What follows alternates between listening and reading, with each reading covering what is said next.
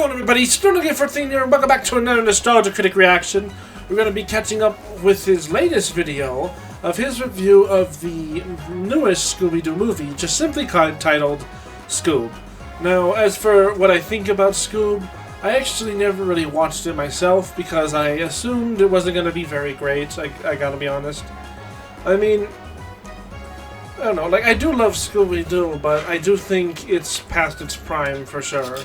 And it's not, like, the creators' fault, it's the people who try to carry on. They just, I feel like a lot of people don't hold it as well to you. I'm not saying this one. This one actually, I think, did better than most, especially compared to what some things did. Like frickin' Velma and Velma 2. I can't believe those exist. I really can't. And, well, we're not here to talk about them. We're here to talk about this. I think this is actually, I think from what I saw from clips of it, I think it's a decent recapture of Scooby. But, I mean, I guess I haven't fully watched, so I don't truly know. So let's see if Doug can shine some light on it. In 3, 2, 1. This episode brought to you by Prize Picks. Run your game. Come check us out at Cleveland Gaming Classic, September 19th through the 21st in Cleveland, Ohio. Hope to see you there. Alright, let's do this, Doug.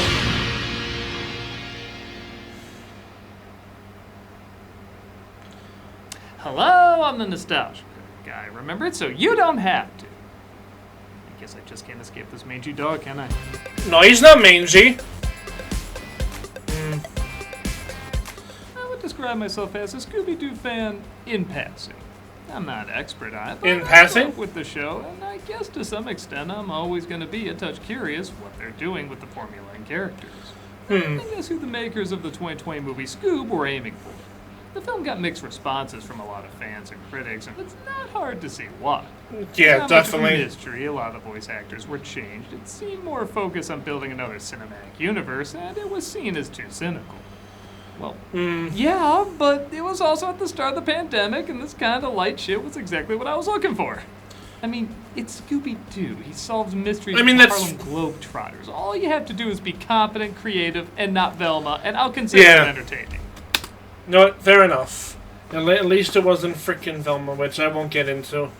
But at the same time, Scooby-Doo has been around for several decades, and when it doesn't work, there is something bizarrely insulting about it. I know that character, I know that's a reference to one of the other, like, Scooby-Doo clones, that caveman guy, which I wish I could remember his name off the top of my head, but I'm sorry I don't. Except that when it misses those bare minimum bullet points and replaces them with what feels like plugs to sell something, I can see how someone would be put off by it. So, yeah, that's kind of how most movies like this are. Or just reading too much into it, or if I missed the mark. Let's see how far Warner has come from a cinematic universe being set up from something James Gunn did. This is Scoob. The film opens in California, where a young Scoob, still voiced by Frank Welker, is stealing his lunch while a young Shaggy, played by Ian Armitage, dreams of making friends, so he literally makes friends. Nice to meet you, Shelley and Sandy. How was your day? Oh, you want me to start? How polite. Okay, he's fitting way too well into this lineup. A little, yeah. I like eating lunch by myself and playing ping pong by myself. How do you do I that? lose a lot of balls. I know the feeling. Oh, ow! Oh, Doug, when the hell did that happen? Over their love of strange food and that nobody likes to hang around them, to a point where Shaggy vouches for him and says he's his owner. What's his name? Yeah. Snacks. What? I mean, Scooby. I might be the only human being in the world that thinks Snacks might have been a better name. So far, the movie is pretty cute. I like the connection. I could see that, Doug. I guess I could see that. Showing he was named after the treats rather than the treats named after him is kind of clever. Who's that? This is Blue Falcon. You can kind of see where the problems are going to start, though, when Shaggy says he looks up to a superhero named Blue Falcon and Dynamite. Yeah. Trying to establish a Hanna-Barbera universe when Laugh Olympics is right there. I promise I'll never take it off. I love Halloween. And their Halloween candy is stolen by some very odd bullies. This stuff will rot your teeth. Don't you know Halloween is What? just a marketing ploy by big corn syrup? Your blood sugar will thank us. How horrifically health conscious! What? The treat. This is the weirdest not bullying I've ever seen. I mean, honestly, maybe it could work. They're thrown into a haunted house. It's so weird. Kids, of course, named Fred, Daphne, and Velma offer to help them out. Come on, let's go get your candy back. They naturally encounter a ghost, only to discover it was a guy in disguise. Maybe we should do this again. I like it. I'm in. We're in. I mean, our parents clearly care nothing for our safety, so why not? I mean, yeah, might as well. Classic Scooby-Doo imagery.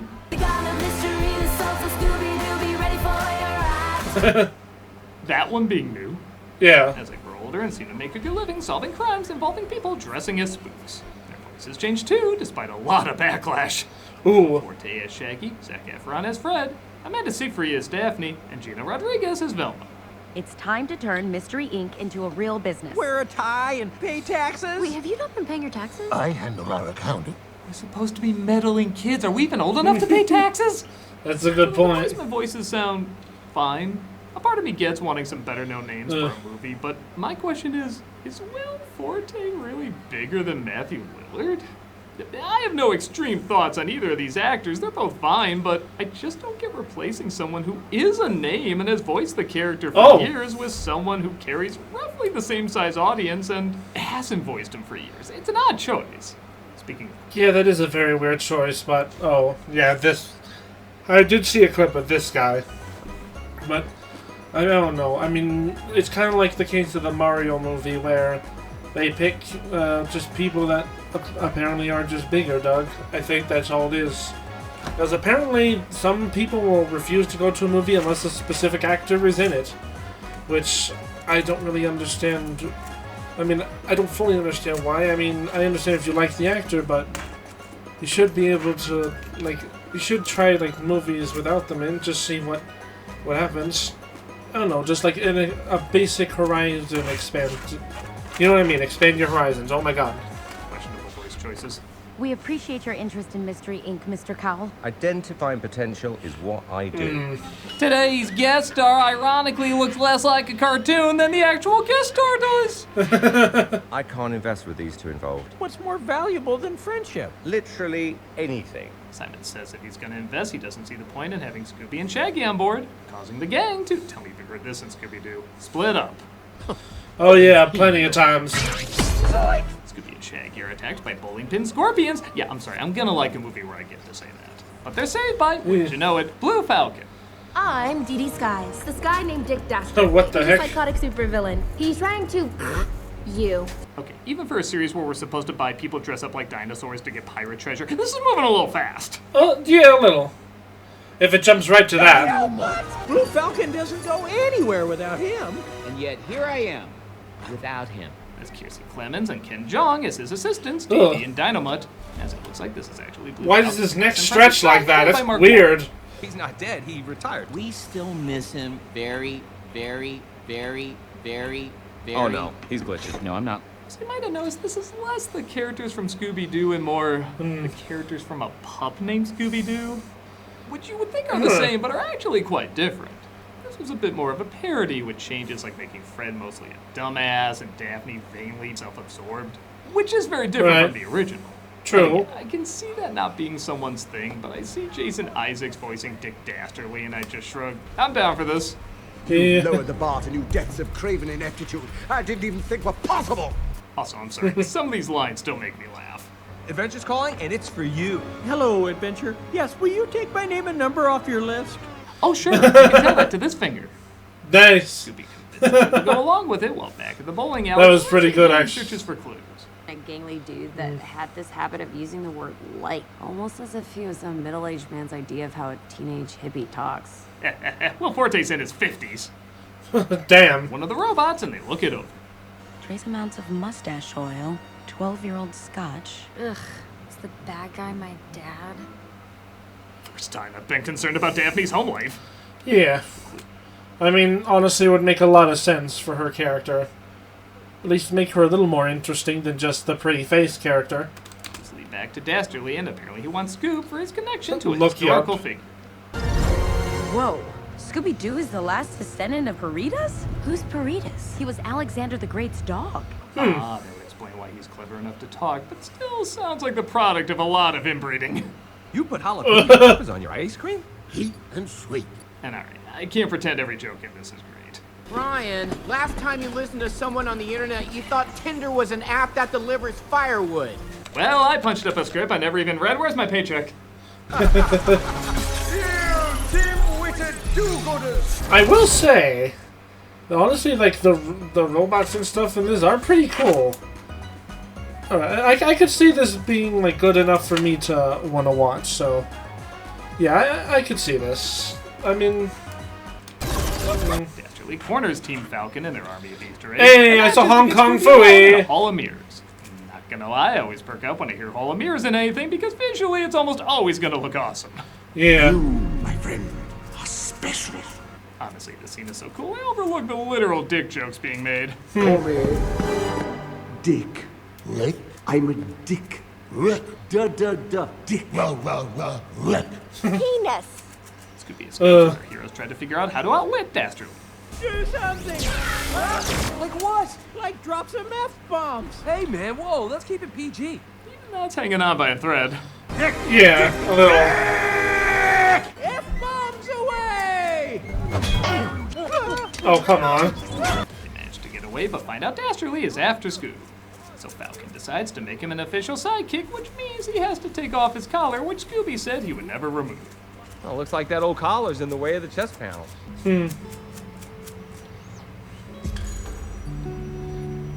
Dang. Once again, when people think loyalty and Scooby-Doo, they'll immediately think of this movie. Sure. He gets costumed up as it looks like the Mystery Machine is getting pulled over. Oh yeah, this clip. It's not what you think. Why is it always a song? Comedies know there's more than one love song out there, right? Yeah, no, they don't. Do you kids have any idea how fast you were going? Too fast? Where have you been all my life? Well, that explains my fashion choices. Yep. The gang gets captured, but one of the robots, Dastardly, pissed off, helps them escape. They figure out that the treasure of Alexander the Great is hidden in the underworld, and only Alexander, his dog, or one of their descendants can unlock it. Alexander or Peritas can unlock it. Or one of their descendants. And I know this is a Scooby. kid's film where literally this just happened, but I feel like it'd be easier to find descendants of Alexander the Great rather than descendants of his dog. Scooby-Doo, you have lost all credibility. Nice. Oh. Muttley. Yes, he died of a stroke. Turns out all his laughing was a sign of PBA. Dastardly finds them and reveals Muttley disappear the first time they tried opening the portal because it was only a one-way trip. So he not only wants the treasure, he also wants to get him back. Poor man's Hemsworth stays with me. What are you doing with him? Oh, I had grand plans. Oh no. Ready, boy. Don't say Yeah, that. this isn't how I wanted my first to be. Velma and I had a silent agreement. We wouldn't be outed on a mission. Oh lord.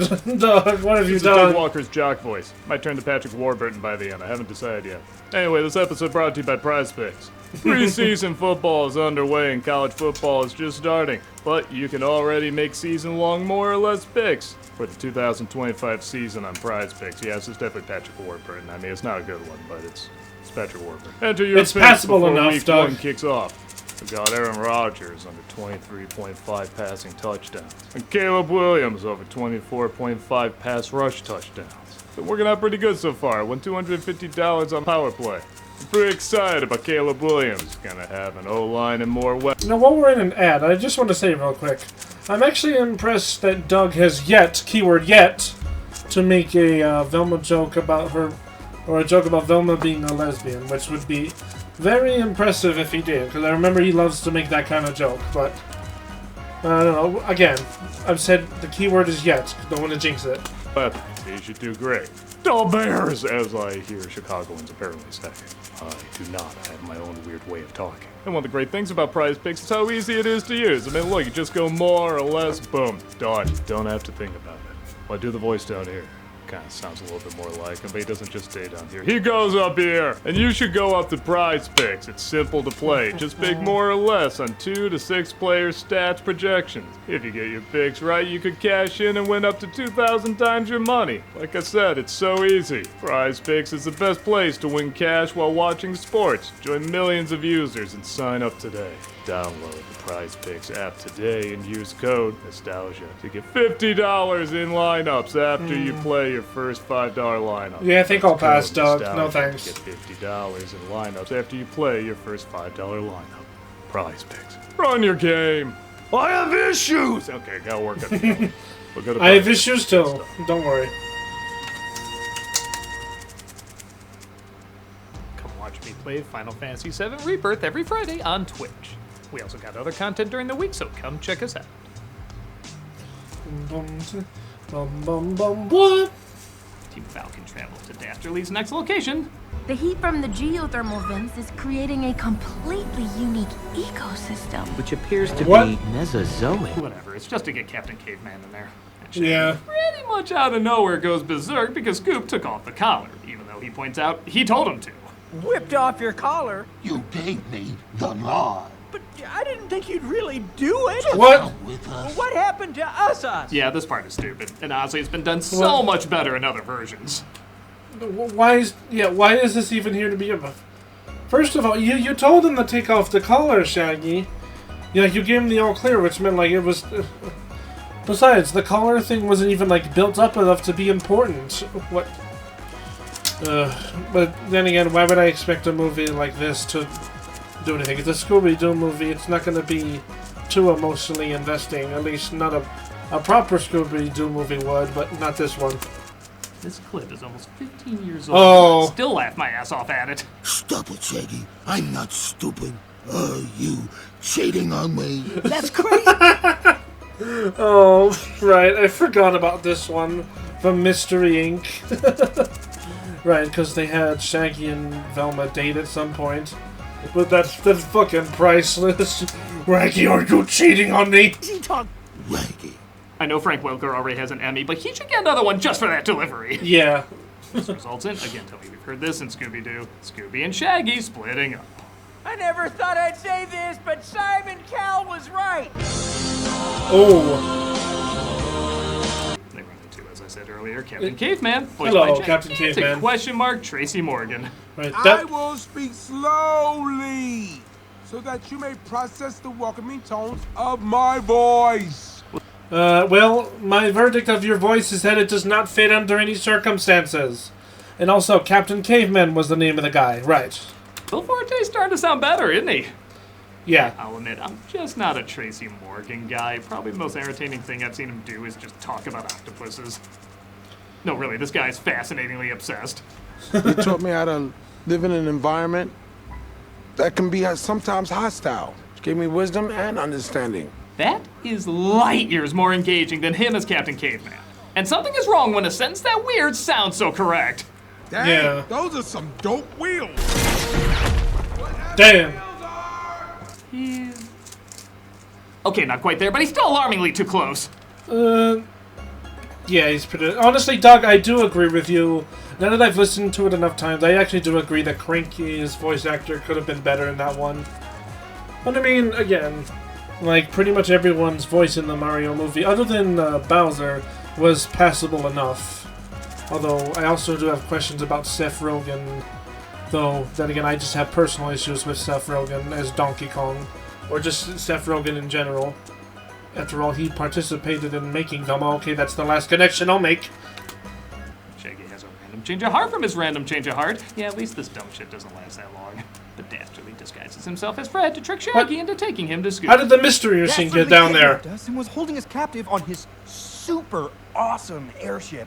Jeez, that thing is cool. When you realize a cartoon satire of an egotist sounds less cartoony than the real-life egotist. It looks like Dastardly also needs a hidden skull to open up the portal, which Falcon and Scoob have found but now have to fight for. I love a challenge like I love dinosaur eggs. Over easy. It just sounds wronger the longer that voice stays in that body. Yeah. So basically somebody saw the stadium fight in Attack of the Clones and said, hey, we can make it more boring and pointless, as we get a pretty dull battle that, again, to its credit, does wrap up pretty quick. Hopefully. Not me. Dastardly reveals nice. all as well as Scooby, leaving the rest of the gang behind. Shaggy makes a speech about saying things right, and because 90% of the emotional moments mean nothing, I really don't care. I'm just looking for a few laughs. I'm opening the gates to the underpass. Underworld. And letting loose Tippy Cup. Cerberus. We get out of Middle Earth. Copyright infringement. What you got? Dastardly goes to open up the portal, recreating the one good shot from Lawnmower Man 2. That's not fair. I only saw the trailer. I bet you didn't even see that. And he's no, I didn't. So passed on. I'm so sorry. There are so many things. You're alive? You cantankerous canine! How could you do that to me? Hey, to be fair, you did kill my lifeline when he cut off you-know-what. Our heroes tried to stop him, but it looks like the portal has protection. Thus, they need to find a way to send him back and close the gate. Wait, what? Wasn't the whole point to summon Cerberus? So there's a guard that is Cerberus? What? What's going on here? Scooby and Shaggy, they're terrified and they're taking on Cerberus. I'm terrified! Why are we taking on Cerberus? So again, the climax is fine. It's colorful and looks good, but you're mainly just waiting for them to do and say the stuff you know they're supposed to do and say. You don't need your dad. He's the hero. I'm not. I can't win this. He becomes a hero. Yeah. Scooby and Shaggy have to make a sacrifice. We'll distract Cerberus. One of you has to hold the gates shut here. While one of you locks them from inside. They show that they've grown. We've grown.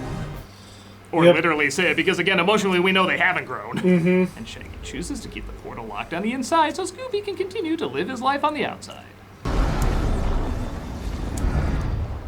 That's weird. This is the film that kills off Shaggy. It's The Last of Us 2 of Scooby-Doo stories. Actually, shit, that would have made that season better. Throw loophole so quickly explained, I still don't quite follow it. Our bond will never break or bend. So, my friend, it's time to return to your home. Shaggy What? returns home. They even managed to capture Dastardly. Was he even gone for like a full minute? Like, it was that quick. Or did they? Simon Cowell? I also played Rum Tum Tugger. This makes no sense. Still can't decide which twist I like better. I mean, I can see Simon owning Muttley. A little, yeah. Scooby and Shaggy are the heart of the team, and they use that to get the money to go more professional. And because this film thinks it's the late 2000s or early 2010s, dance party! Oh, yeah. But seeing how this is based on the cartoon from the 70s, there could be a few throwbacks. What do you say, fair. buddy? Let's Scooby-Dooby do it. All right, that's 2 punched up lines without having to read the script. Where's my next paycheck? And that was Scoob. Seeing how the word I've probably used the most in this review is fine, I think it's, you guessed it, fine. Yeah, Like I said, just I remember passable. seeing this at the beginning of the pandemic, and I was probably looking for something lighter and more colorful to take my mind off things. So it's possible I just connected to good memories of escapism. Makes But sense. This is Nostalgia Critic, and it's about seeing past nostalgia. So I totally acknowledge it's very easy to see this as maybe too late, even for Scooby-Doo. You can see the obvious one-liners that were added later and the commercialism of trying to sell its own universe that never did get off the ground. I will say, I do love that Hong Kong Phooey reference on that arcade machine. There's not much of an emotional core, and while I don't remember any awful jokes, they basically range from decent enough to kind of forgettable. But again, I'm a Scooby-Doo fan in passing. I've seen far worse from this franchise, so maybe that is why I'm more lenient towards it. What are your thoughts? Possibly. Some good animation, colorful visuals, and a cast of characters in a scenario that is still going several decades later. So whether you see this as one of the stronger interpretations or the weaker ones, it's still pretty cool knowing that all this time later, something this simple can still feed an audience's appetite. I'm a nostalgia critic. I remember it so you don't have it. You got it. Dick! Dick! Dick! We're still doing Really, we're trying to go for that PG, eh? Yeah. I think I'm kind of left on the same message overall that Doug was, that, yeah, the movie just looks passable enough. I mean, yeah, there's nothing like too extravagant about it. about it that I think stands out compared to most of the Scooby-Doo movies. But again, yeah, like just like him, I've seen a million times worse. Like, again, I've already said which ones. Honestly, the live-action ones, I know he doesn't like. I actually think they're fine enough.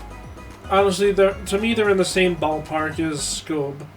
And if there's a bunch, I don't know, if you want to fight me on that, feel free to. But it's just what I think. That's all. But with that being said, hope you guys enjoyed this video. Be sure to like and subscribe. Check out Doug's other videos. Check out my other videos. Subscribe to Doug. With that being said, I'll see y'all next time. Bye!